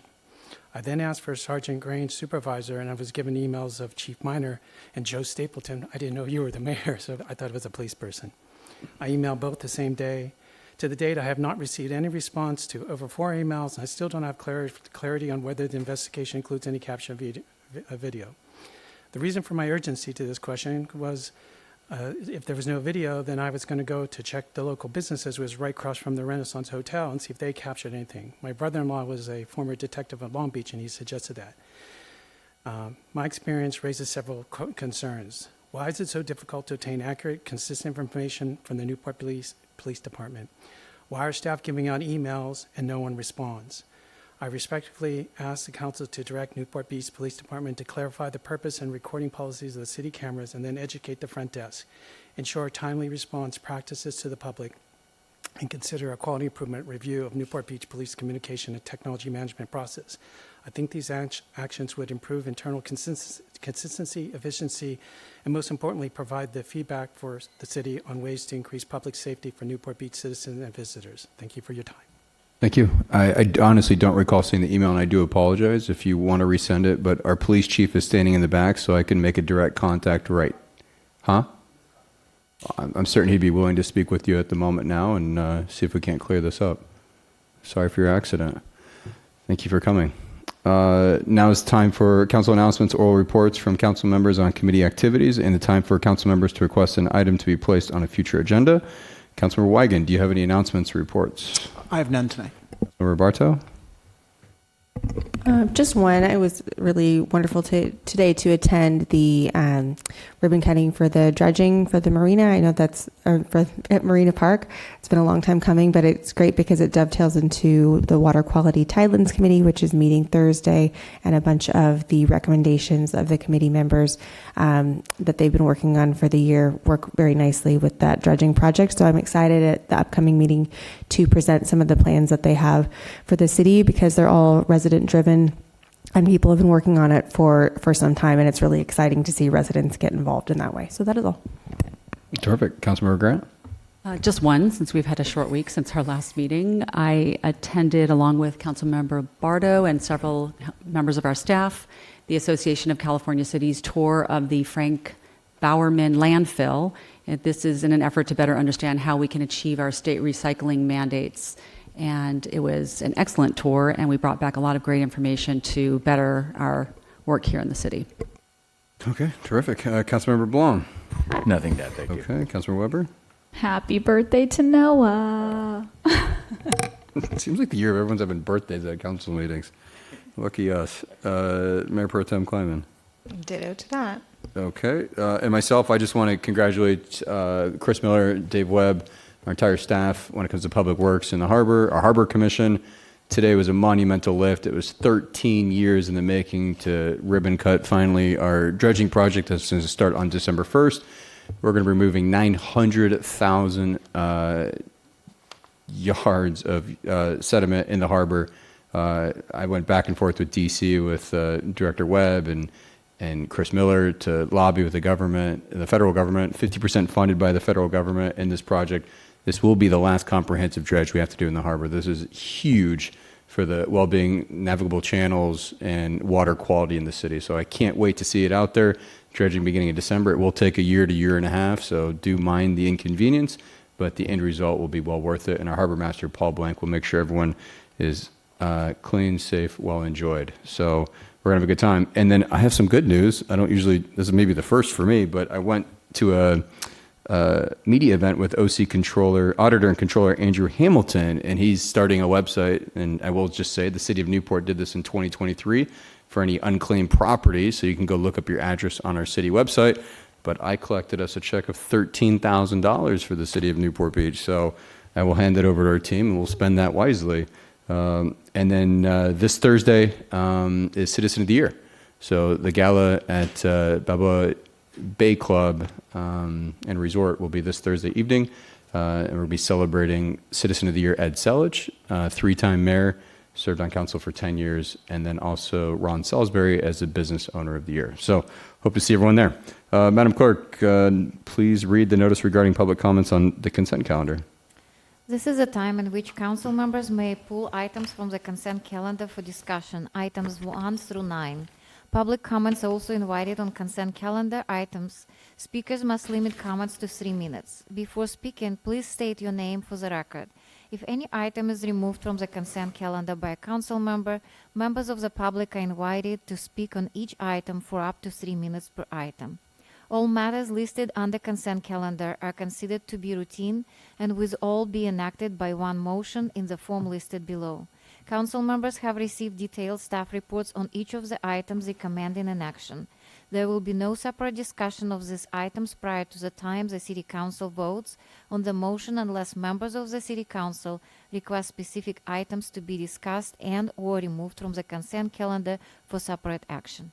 Okay, terrific. Councilor Weigand, do you have any items to pull from consent calendar or conflicts to announce related to items 1 through 9? I don't, but just proud of item number 4. I know Mark Vukovic, our utilities director, is probably off to the city of Fountain Valley, which is an item that requires their approval as well. So I appreciate all the hard work from staff to get that one over the finish line. Okay, Councilmember Bartow. None. Councilmember Grant? None. Blom? Nothing. Weber? None. Mayor Pro Tem Kleiman? I'm going to recuse out of an abundance of caution on item number 5 based on my spouse's business with Intercorp on other projects outside of Orange County. Okay, and then myself, I have a conflict of interest in regards to agenda item number 5 based upon my interest in 4100 and 4110 MacArthur Boulevard And I will just also echo on item number 4, terrific project. This will take Newport Beach to 100% water independence in partnership with the City of Laguna Beach and Fountain Valley. So very proud of our team on that issue. Do we have a motion? I move the consent calendar, including amendment to item number 1, the minutes, and noting the following conflicts of interest, and item number 5 by Mayor Stapleton on based on his business interest at 4100 and 4110 MacArthur Boulevard, and myself based on my spouse's business interest outside of Orange County with the applicant. Okay, do we have a second? Okay, Councilman Blum, let's vote. Oh, did I do public comments? Yeah, sorry. Public comments on consent calendar items. Mr. Mosier. Mayor Stapleton, members of the council, my name is Jim Mosier. Regarding that item 4, which 2 of you mentioned, and if it was not clear, it is an agreement between the city and the city of Fountain Valley to build 2 new water wells on a property in that city, apparently before both this council and the council in Fountain Valley tonight.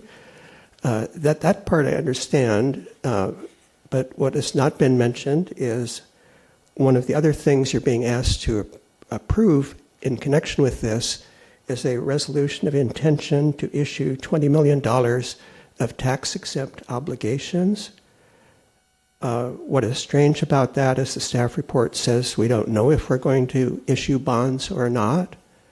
It does not explain what a notice of intent is, what its significance is, why you would be doing it now before you know whether you're even wanting to do it. And even what kind of bonds they are. Are they general revenue bonds that would need voter approval? Are they certificates of participation? Are they going to be bonds just of the water customers of the city of Newport Beach? Are they going to be attached to property tax? What is it? But the main question is, if you don't know if you're planning to issue bonds, why are you being asked to approve a resolution that says that you are? It begins by saying that it's the intent to finance this through bonds. Why is it not being postponed until you actually know you want to do it? And I really don't even know what the notice of intent is or its significance. So I would think you might want clarification of that before you approve the resolution. Thank you. Okay, thank you. Any other public comments on consent calendar items 1 through 9? Okay, seeing none, we got a first and a second. Let's vote.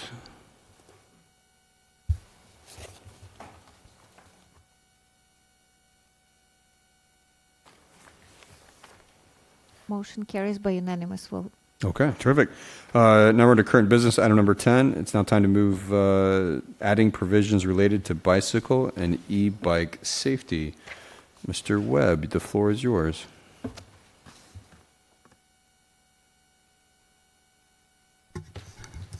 Great. And if we could bring the PowerPoint up, please. Well, good evening, Mayor, council members, and thank you. Tonight, Dave Webb, your Public Works Director, and with me tonight is Assistant City Attorney Yolanda Somerville, and we're here to talk to you a little bit more about e-bikes and some recommendations. Real quick, this involves Chapter 1256 of our municipal code having to do with bicycles. You may recall a while back we had to talk about a grand jury report that basically was looking at cities to incorporate and look at their codes to address the evolving changes surrounding electric bikes. And then with our working group on bicycle safety, basically looking to address the emergence of electric bikes and get more into our code, enhancing electric bikes and bicycle safety, along with coordinating educational efforts on that. And then you'll recall back in October of this year, Councilmember Bartos introduced item A1, which was looking to add these elements and codify it. So tonight, I'm going to let Yolanda talk to that. She's worked hard to come up with some code changes. And Yolanda, it's all yours. Thank you, Mayor, members of the council. Yolanda Summerhill with the City Attorney's Office. Just to briefly go through some of the revisions, we did add to the definitions given the advent of e-bikes, and so we incorporated the different variety of e-bike definitions that are available.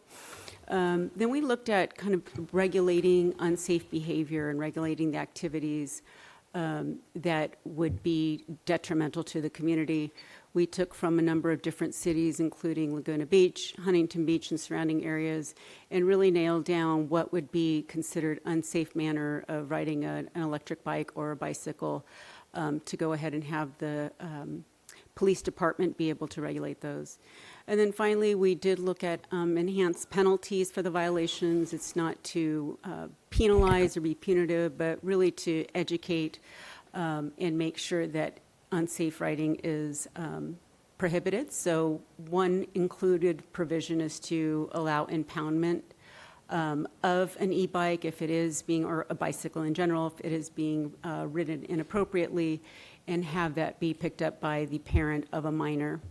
The other is a diversion program, which will allow bicycle training to be completed, and if completed, then the citation would be removed. So that effectively covers all the areas that were included. One other area code that the safety group wanted to look at was our sidewalk cycling map. This is an older map, and the existing map on the screen there shows what is currently our code and where you can ride are the solid lines. And there are a lot of projected lines on there that we should look at in the future. So staff went ahead and looked at that and updated that and revived it. And this would be the new proposed sidewalk cycling map that would be included in our ordinance. Those are the locations that you can ride on the sidewalk. We basically added the ones that were already proposed. There are a couple that are links in there. I know there were some comments I read about the floating one in Corona Del Mar. If you're aware of that, between Poppy and basically Crystal Cove, there is sidewalk there, but why there isn't on either side is you're not allowed to ride on the sidewalk through the village, and going the other way towards Newport Coast, there is no sidewalk. You get onto trails. So things like that were looked at, but this would be proposed to also to adopt a new map on that. We also have our acting traffic engineer, Kevin O'Reilly, with us tonight, and Lieutenant Vince Gillette here with the police department that's did active and helped us work through some of these issues. If we have any questions with that, I'll turn it back to you, Mayor. Okay, terrific. Any council members have any questions or comments before we go to public comments? Council member after? Okay, cool. All right, I'll go ahead and open up the public comments on this item.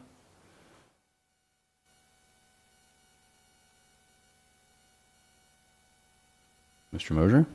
Mayor Stapleton, members of the council, I noticed earlier many of you congratulated the staff on the great outreach they had done with regard to the study of the Corona Del Mar commercial corridor. I think all of you know, or at least those of you who've been following city matters for some time, know that when council members hold town halls, the issue of e-bikes and riding on sidewalks, things like that, comes up frequently at those. There is not a lot of attendance here tonight, so I really don't think this has been advertised like a workshop that you would have on the Corona Del Mar commercial corridor. And yet what you're proposing to do tonight is to put in new laws that are replacing laws that we've had for the last, I don't know, 30, 40 years without much change, and people have been bothered by that. I would think you would want more review of both the new municipal code provisions that you're putting in, and also more review of the sidewalk map. I think you probably read this carefully enough. Many people in our city have the misimpression that there are no sidewalks on which bicycles are currently allowed to ride. I think they'd probably be a little bit surprised about the idea of e-bikes on the sidewalks, and also the provision that will allow, make it now legal for riding e-bikes as well as bicycles on all residential sidewalks in our city. At least that's what I read you're proposing to do here. I would think there would be some controversy about that if people knew about it. So I just think the whole thing needs a little bit more review. And in particular, I appreciate the new sidewalks that are added on the map, but I don't think the map in itself is quite sufficient, or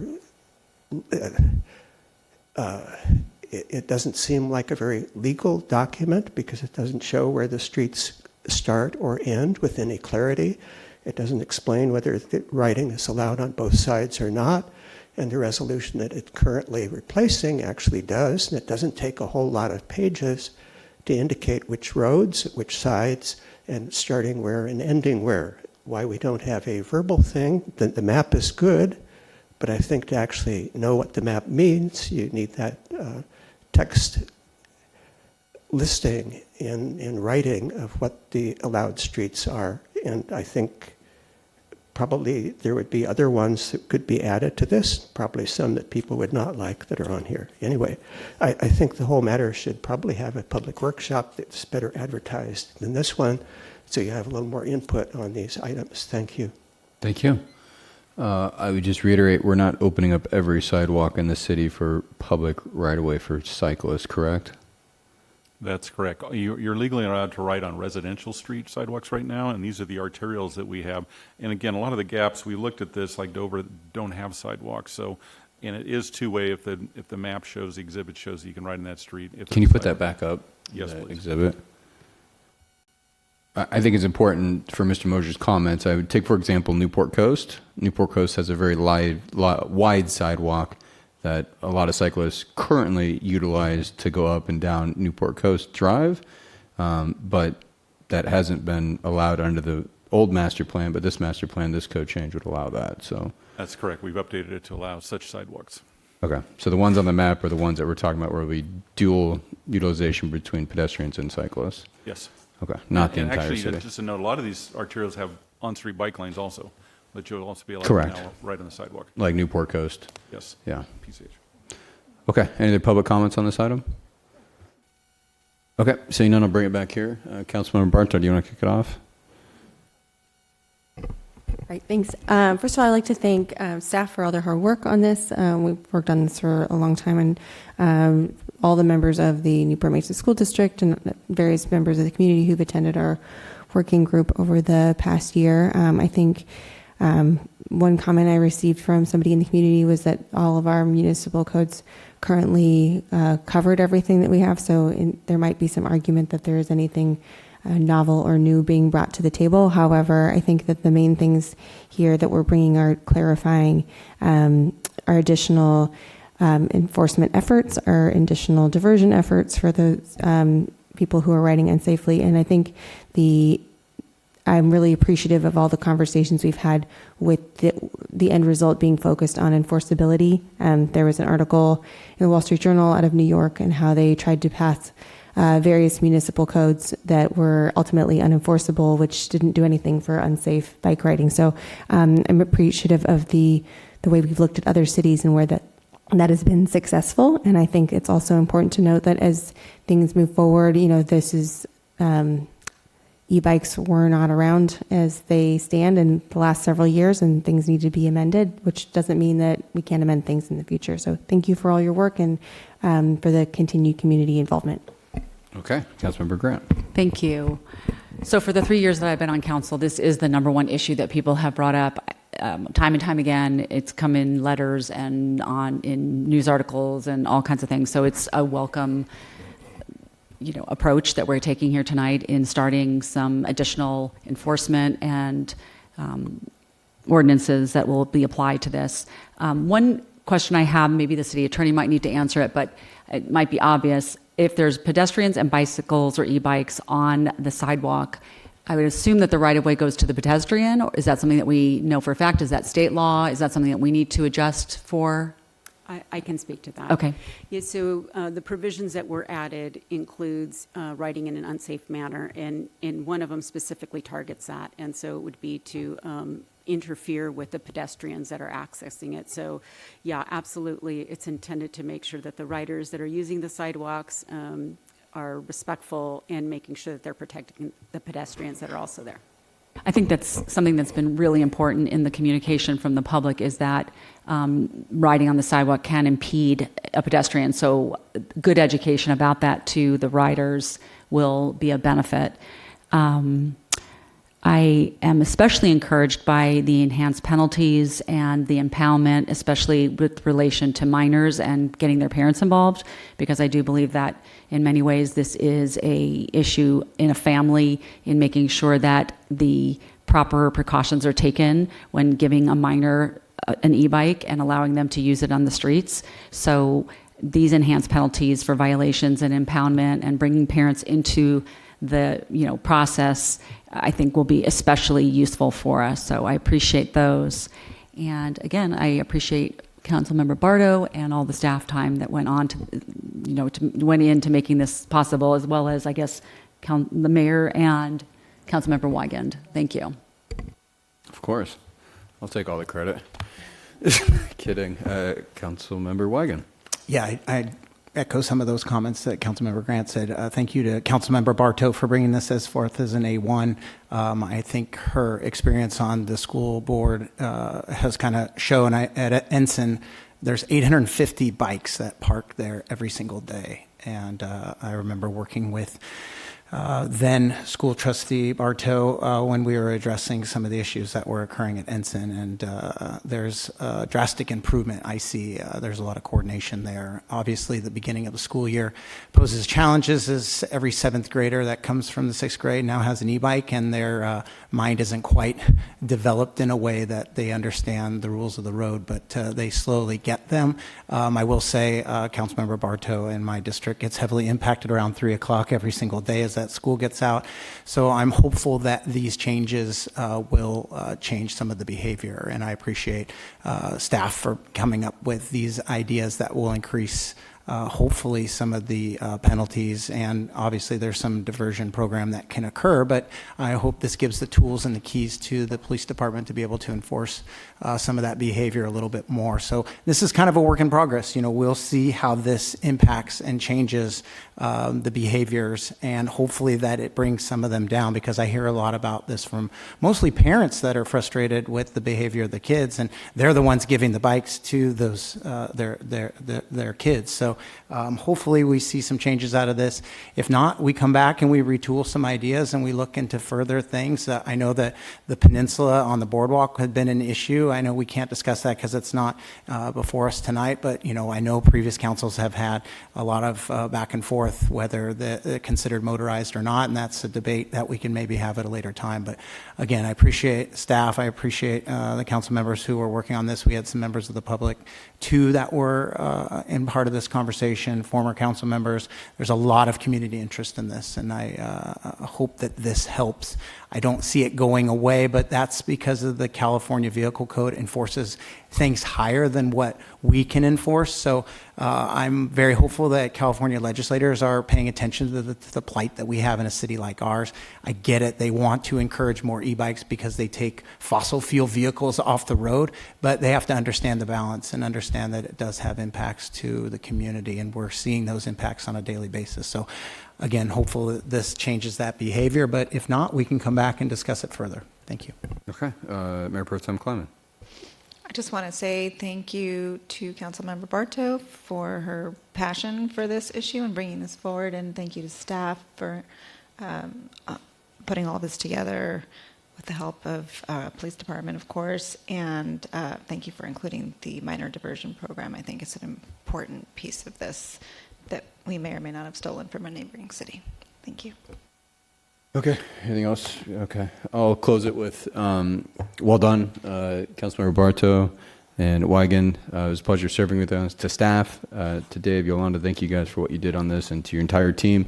I will just say, as maybe the only cyclist up here who actually wears spandex and cruises on the streets of Newport, this is a huge, monumental effort by the entire team, from our first responders, from our police, our firefighters, from top down to our entire staff. I think we had an accident on PCH last week. There was a fatality on Coast Highway in Huntington Beach a couple weeks ago. This is an issue that's near and dear to my heart. I think to Councilmember Barto and Wygand's point, this isn't solved. This is something we're going to continue to deal with in my district for sure. The more development that's happening, the growth of our community, our objective is going to have people out of their cars where they can walk and bike places. So this is only going to continue to be a greater issue. I did attend, Assemblymember Dixon hosted a meeting at her office with a bunch of mayors in the community, and City Manager Leong and myself, and went to that, and it was a great opportunity to talk to her about what needs to be done on the state level. So we'll continue to focus on what fight we can have on that level to help solve this. In the spirit of town halls, I am hosting a town hall on November 19th with Assistant City Manager Tara Finnegan. And we're going to be hosting and talking a lot about e-bike safety, boardwalk safety, and everything else on the peninsula. So with that, I will give Councilmember Bartow the right to make a motion if you'd like. Thank you. I'm excited to make this motion. Okay. Do we have a second? Okay. Mayor Pro Tem Kleiman, let's vote.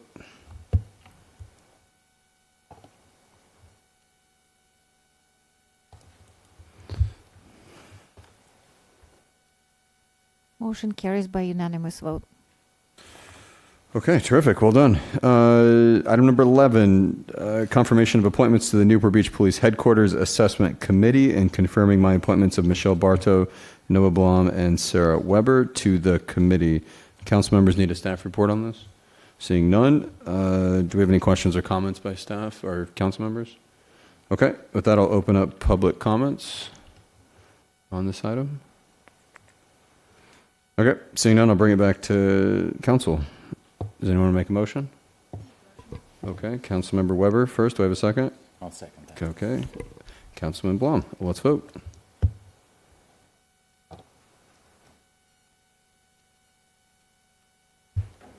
Motion carries by unanimous vote.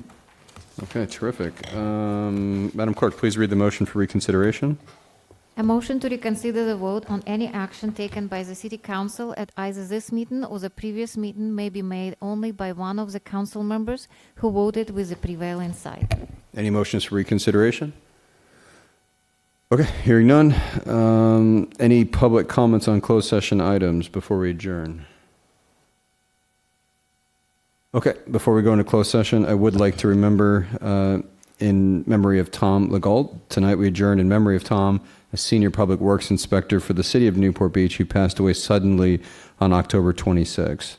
Tom grew up in Laguna Beach where he developed a lifelong love for the ocean. During his school years, he and his closest friends could often be found surfing, skateboarding around town, or playing music together. An accomplished athlete, Tom excelled in water polo and earned a varsity letter during all 4 years at Laguna Beach High School. For the past 22 years, Tom's greatest source of joy has been his daughter, Joanna. He shared with her his love for the ocean, his appreciation for art, and his great taste in music. When she was out of school, Tom would bring her along to his job sites, proudly showing her the many corners of Newport Beach. Joanna carries with her the memories, lessons, and special places her father loved so deeply. She was his greatest pride. Tom's parents instilled in him a love for sports that became a defining part of who he was. A devoted Lakers fan and a Raiders fan, Tom could talk for hours about the history and meaning of those teams. His passion extended beyond sports to movies. Jaws was his all-time favorite, and he even made its iconic sound bites into his phone ringtones. Tom joined the city's public works team as a contract inspector for many years and was hired as a full-time senior inspector in 2014. He often said how fortunate he felt to live in Laguna Beach and work in Newport Beach, two places that kept him close to the ocean he cherished. Tom will be remembered for his kindness, compassion, and enthusiasm for life.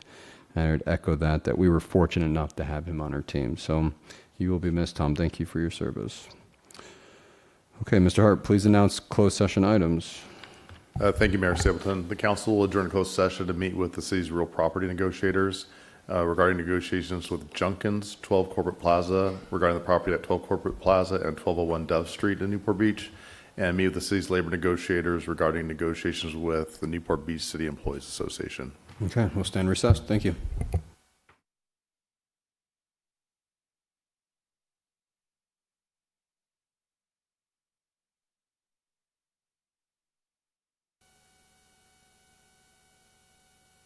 It'll be, I think you were talking about Lauren going to the city collection, or I think Michelle did it last year, But Lauren can go. Okay, Mr. Harp, closed session report. Thank you, Mayor Stapleton. There's no closed session report this evening. All right, we're adjourned. Thank you.